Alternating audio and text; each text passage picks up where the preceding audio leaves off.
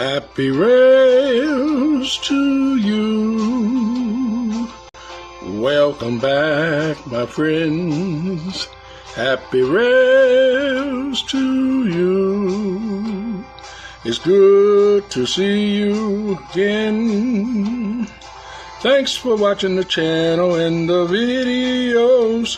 Sometimes they go real fast and sometimes they're slow. Happy Rails to you. Glad you're watching.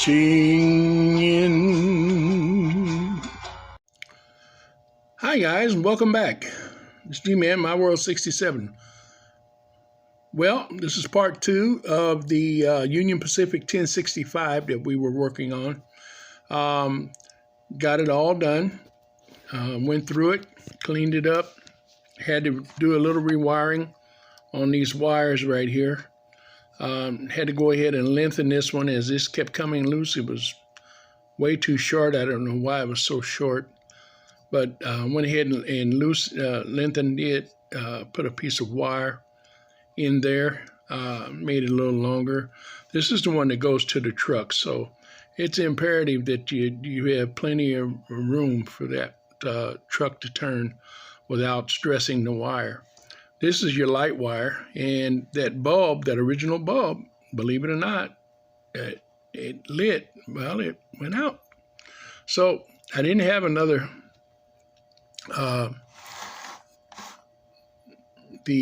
type of bulb that goes in.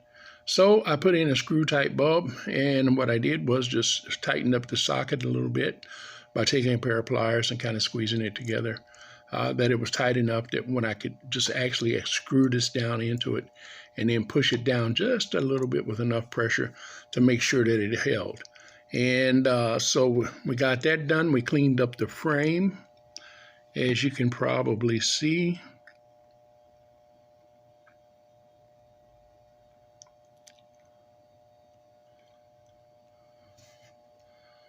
Still a little rust around that area right there.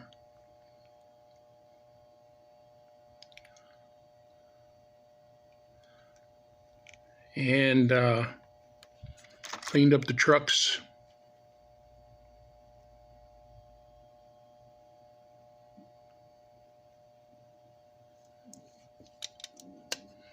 And the bottom of the frame. Remember, it was looking pretty rusty. And I might go over it and do it again.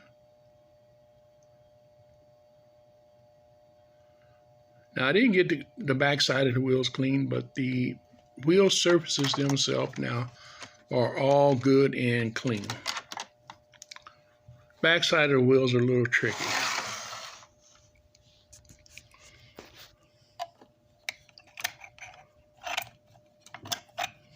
And what happened?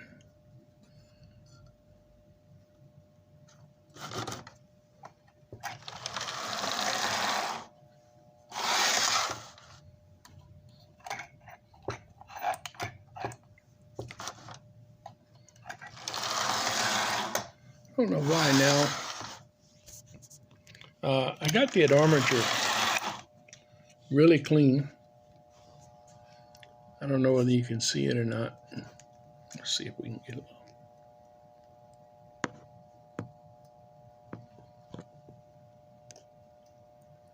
Trying to.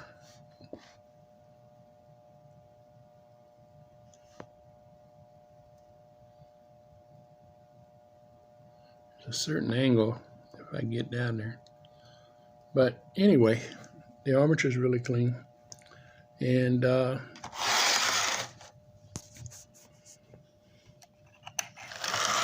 re-lubed everything, so I think we're ready to put the shell on.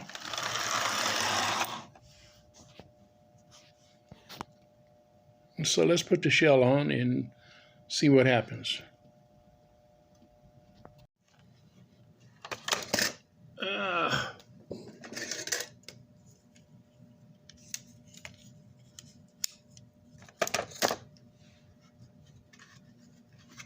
And let's see if I hadn't lost my trusty screw.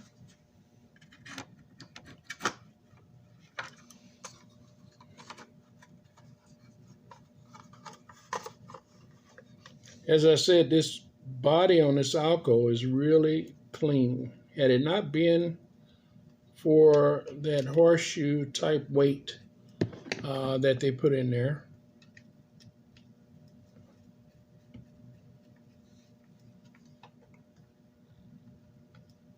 and I always wondered why this was so heavy.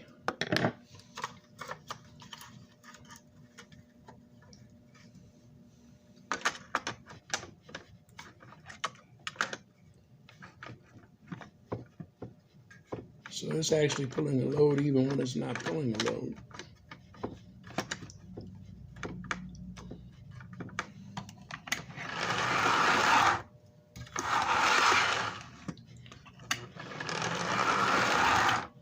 All right, guys, and there it is. I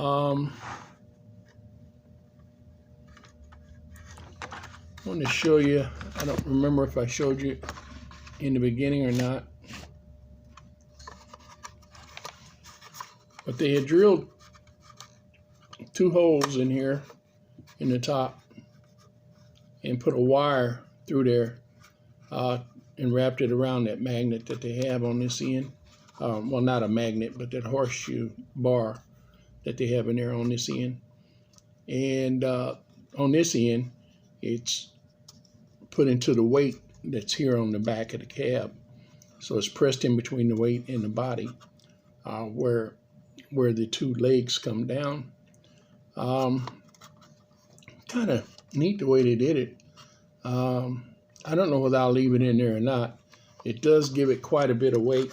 It makes it probably, I would say from the way it feels, it's probably a couple of pounds heavier than what it normally would be.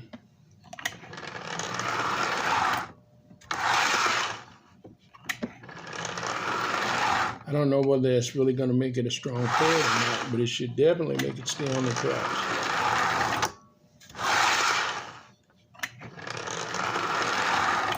Got too much weight on them, though. It's hard on the motor. And so we'll see. Well, that's about it for this venture. I might go ahead and put some body putty in here, or go ahead and take the weight out and fill this anyhow. Try to make it look better as far as that's concerned. That's a little bit too much weight. You've got a weight that's in the back here, and I can always put a flat bar weight in the center. So that might be another way to go. I might do that. I don't know, but I've got to put a horn on it and do this repair, and I'll probably restain or paint this knuckle coupler. It came out pretty clean, but now it looks worn, so I just want to go ahead and touch it up. Well, guys, I decided to go ahead and do a little update on this second video as to the engine shell and that weight that was in it. I went ahead and took that weight out, and I added another weight into it. I'm kind of waiting on it to set up and dry a little bit. I used the super glue to put the weight down, and then put a screw in from the bottom. It really, I think, in my opinion, it really didn't need the extra weight. I don't know why they had it in there, but I kind of felt like there must have been a purpose. As the weight that Lionel had put in the shell is still there in the back, and as you can see, the one that was in there at the top is removed, and I've got those 2 holes in the top that I'm going to have to fill. This is what was actually in there. Looking like a really hefty piece of metal. But in actuality, it's, I'm trying to show you here. In actuality, it's not that strong.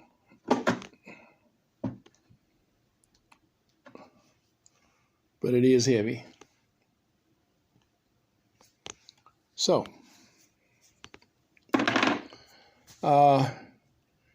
we took that out, and I've got a regular engine weight, actually out of a steam engine, from the 1930s, I think, as American plier, actually, and put it right there, kind of sort of in the middle, not in front of the engine, and kind of midway. So that ought to put plenty of extra traction power, if that's what they were trying to make happen. That should do it. I'm going to fix this body.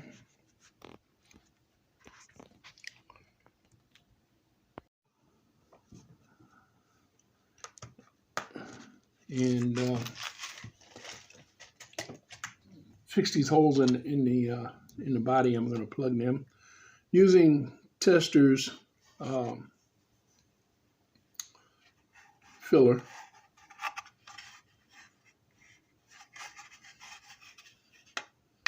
I'm going to fill it from the bottom side.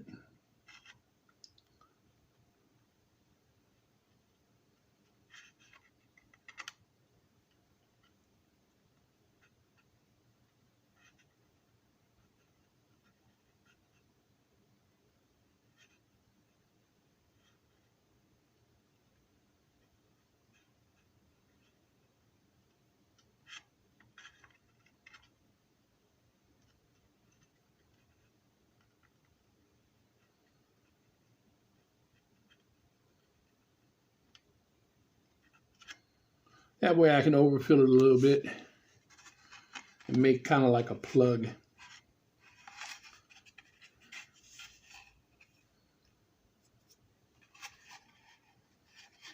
I'm going to do as little sanding as possible out on this front area, on this top surface.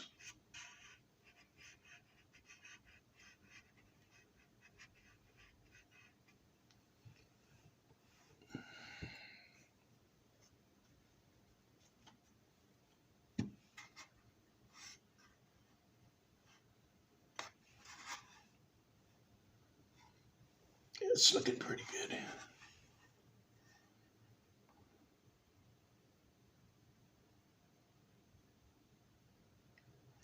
Put a little bit extra on the top there.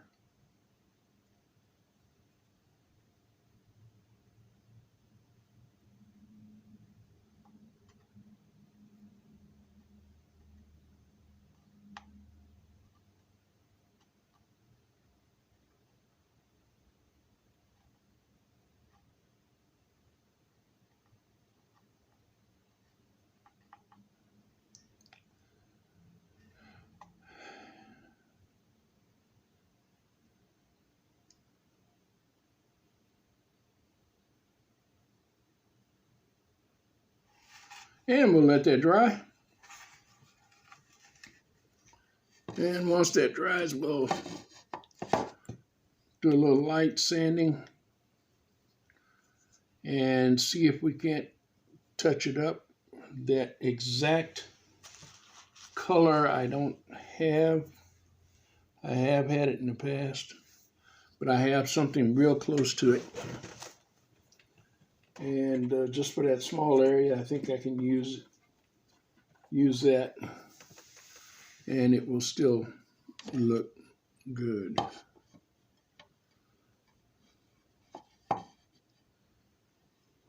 So it's going to take about 15 minutes for that to dry. Overnight is even better. So that's about all for that. I'm going to go on with the video and let you complete it and see what else was done. All right, here we go. Well, as always, guys, I hope you enjoyed this video. And the one before it, two-part video. And as always, if you enjoy running your trains, operating them, working on them, rebuilding them, restoring them, refurbishing them, customizing them, whatever it is that you do, maybe you just like to work on your layout, and you like to do scenery and build houses or just do things. That's great. Whatever it is that you do, even if it's another hobby, you should have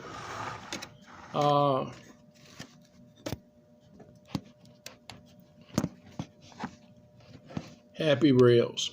You say, how can you have HappyRails if it's another kind of hobby altogether?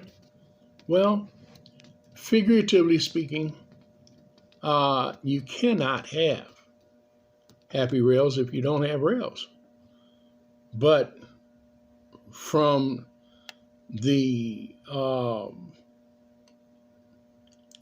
non-material mind, the peradventure mind, in the imagination that we all have when we play with our toy trains, you still can have HappyRails. God bless, guys. And we'll see you next time. Bye-bye.